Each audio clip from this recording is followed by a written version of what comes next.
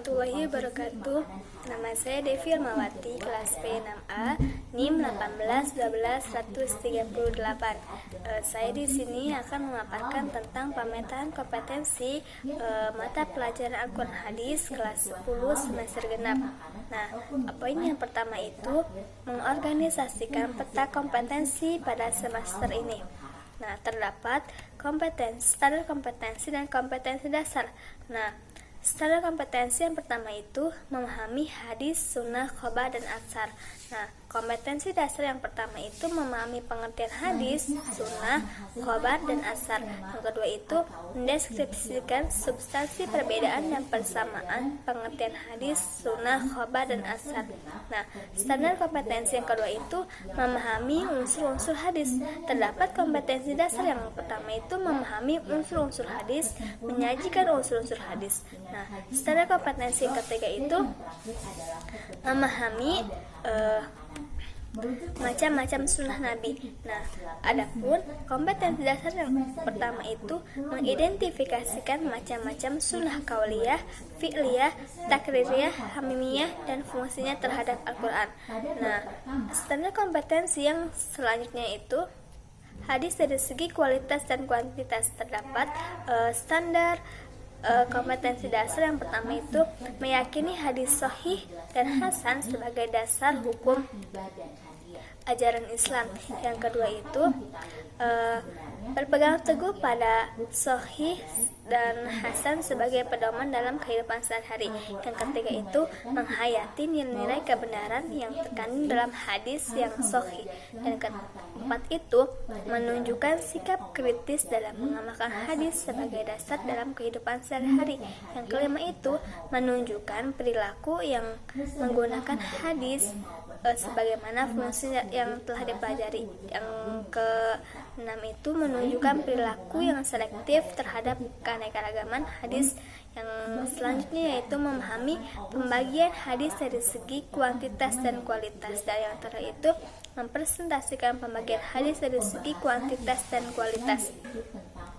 Nah, standar kompetensi yang terakhir yaitu melaksanakan ibadah haji bagi yang mampu. Melorot aja kacamata. Memahami indahnya ikhlas dalam beribadah. Nah, terdapat kompetensi dasar yang pertama itu dalam melaksanakan ibadah haji maupun umroh, tentu saja memiliki sikap ikhlas dalam beribadah sebagai implementasi dan pemahaman ayat-ayat Al-Quran tentang keikhlasan dalam Quran Surat Al-An'am ayat 162 sampai 163 dan Quran Surat Al-Bayyinah ayat 5.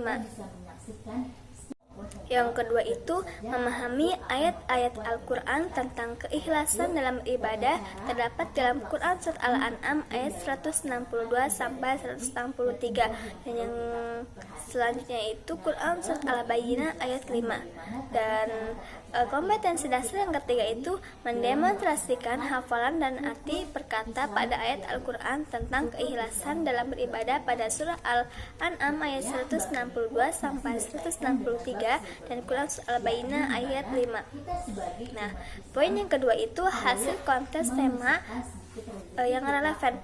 Dalam materi yang pertama itu pada bab pertama mengenai tentang memahami hadis, sunnah, khobar, dan asar. Bahwasanya memahami hadis merupakan hal yang paling terpenting bagi peserta didik. Hadis merupakan segala sesuatu yang disandarkan kepada Nabi Muhammad SAW selain Al-Quran, baik berupa perkataan, perbuatan, maupun takrir Nabi Muhammad SAW. Nah, sedangkan sunnah lebih luas dari hadis karena meliputi segala yang datang dari Nabi Muhammad SAW baik sebelum maupun sesudah diangkat menjadi Nabi dan Rasul. Nah, adapun khobar merupakan berita yang disampaikan dari seorang kepada seseorang. Nah, sedangkan asar menurut mayoritas jumhur ulama secara istilah sama dengan hadis. Adapun sebagian ulama berpendapat bahwa asar mempunyai arti yang lebih umum dibandingkan dengan khobar. Nah, pembahasan selanjutnya yaitu tentang memahami unsur-unsur hadis. Berdasarkan hal tersebut, maka ada hubungannya antara materi sebelumnya dengan materi selanjutnya. Jadi bahwasanya unsur-unsur hadis merupakan bagian yang terpenting untuk mengetahui hadis. Untuk memahami hadis dengan jelas, maka kita harus mengetahui sanad, matan, rawi untuk memahami hadis dengan jelas. Nah, sanad adalah rangkaian urutan orang-orang yang menjadi sandaran atau jalan yang menghubungkan satu hadis dengan hadis yang lainnya sampai kepada Nabi SAW. Nah, sedangkan matan perkataan yang disebut pada akhir sanad, yakni sabda Nabi SAW yang disebut sesudah hadis disebutkan sanadnya. Adapun rawi yaitu orang yang memindahkan hadis dari seorang guru kepada orang lain atau membukukannya ke dalam suatu kitab hadis. Jadi unsur-unsur hadis berkesinambungan dengan materi sebelumnya, karena untuk memahami hadis kita harus mengetahui mana unsur-unsur yang ada di dalam hadis tersebut agar mempermudah memahami hadis Nabi Muhammad SAW. Nah, pembahasan selanjutnya yaitu mengenai tema macam-macam sunnah Nabi SAW, dan yang akan dibahas dalam bab 3 ini yaitu tentang memahami macam-macam perilaku orang yang memahami macam-macam sunnah. Nah, macam-macam sunnah terbagi menjadi 3 yaitu sunnah qauliyah, fi'liyah, dan takririyah. Sunnah qauliyah adalah bentuk perkataan atau ucapan yang disandarkan kepada Nabi Muhammad SAW yang berisi berbagai tuntunan dan petunjuk syara, peristiwa-peristiwa atau kisah-kisah, baik yang berkenaan dengan aspek akidah, syariah maupun akhlak. Nah, sedangkan sunnah fi'liyah adalah segala perbuatan yang disandarkan kepada Nabi Muhammad SAW.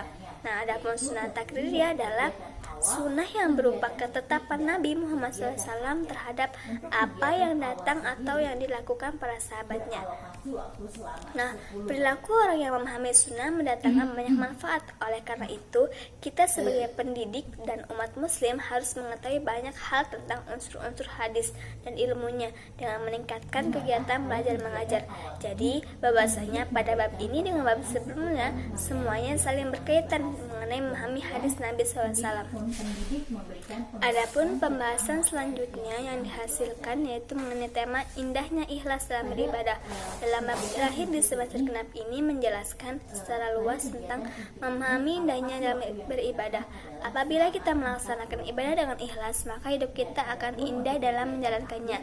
Tidak ada hambatan apapun dan melakukan segala perbuatan baik karena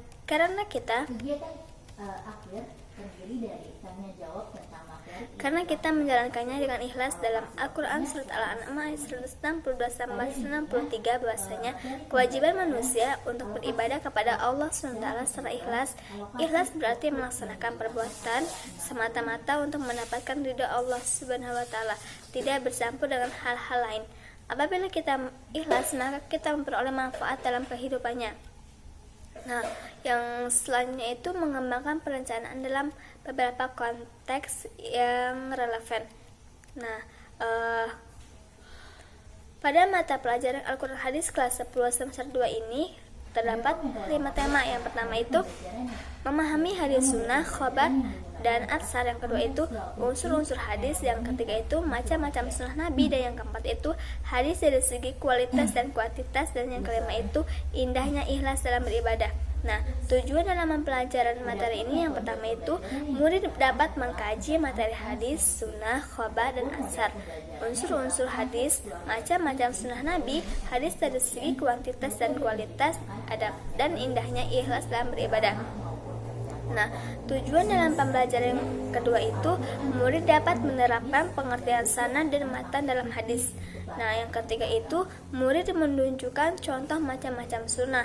Dan yang keempat itu murid dapat mengklasifikasikan pembagian hadis. Dan yang kelima itu murid dapat membaca Quran Surat Al-An'am ayat 162-163 dan Quran Surat Al-Bayyinah ayat 5. Dan hadis riwayat Bukhari dari Aisyah radhiyallahu anhu tentang keikhlasan dalam beribadah.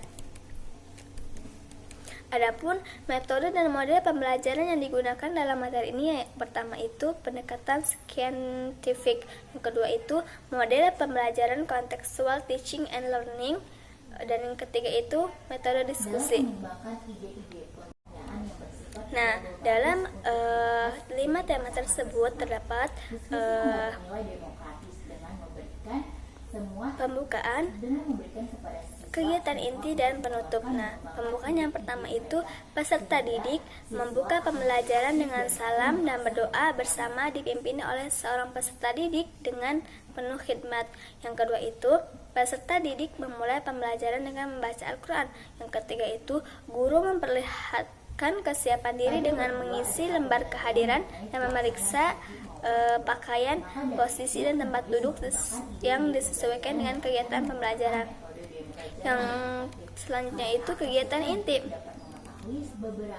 Kegiatan inti yang pertama itu seorang murid itu mengamati. Yang pertama itu membaca salah satu hadis sahih riwayat Bukhari Muslim. Nah, seorang murid tersebut mengamati dalam kitab sahih riwayat Bukhari Muslim. Yang kedua itu mengamati gambar-gambar sampul kitab hadis Bukhari Muslim. Nah, yang ketiga itu mendengar uraian guru tentang pengertian hadis, sunnah, khobar, dan atsar.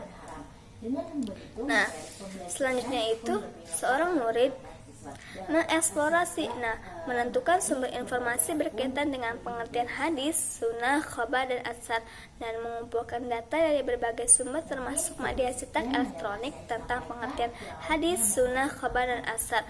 Nah, yang ketiga itu kegiatan inti, yaitu mengasosiasikan. Nah, seorang murid tersebut mencari hubungan antara pengertian hadis, sunnah, khobar, dan atsar dengan aspek sosial budaya dalam kehidupan masyarakat. Yang kedua itu menganalisis hasil temuannya berkaitan dengan hadis, sunnah, khobar, dan atsar. Nah, kegiatan inti yang ketiga itu mengkomunikasikan. Nah, seorang murid tersebut mempresentasikan kesimpulan berdasarkan wawancara yang ada di lapangan.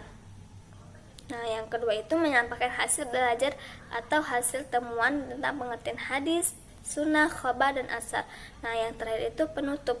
Nah, peserta didik tersebut menyimpulkan materi pembelajaran secara demokratis. Nah, apabila ada seorang murid belajar dengan baik, maka seorang guru harus memberi hadiah pada murid tersebut. Nah, yang ketiga itu menjelaskan materi pada pertemuan selanjutnya. Adapun alokasi waktu yang digunakan yaitu 40 menit dalam kegiatan pembelajaran. Nah, media alat yang digunakan yaitu video pembelajaran, PPT, laptop, buku paket. Nah, poin yang terakhir itu mengembangkan ide-ide pembelajaran. Pada tema pertama, mengembangkan ide-ide pembelajaran dengan cara diskusi dan tanya jawab. Nah, metode ini dipilih karena dianggap sesuai dengan pembahasan tentang hadis, sunnah, khobar, dan atsar.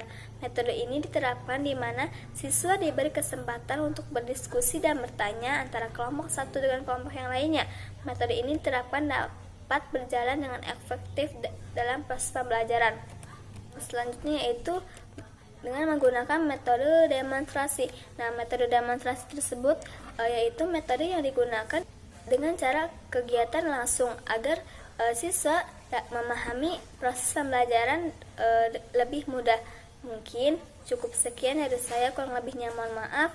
Wassalamualaikum warahmatullahi wabarakatuh.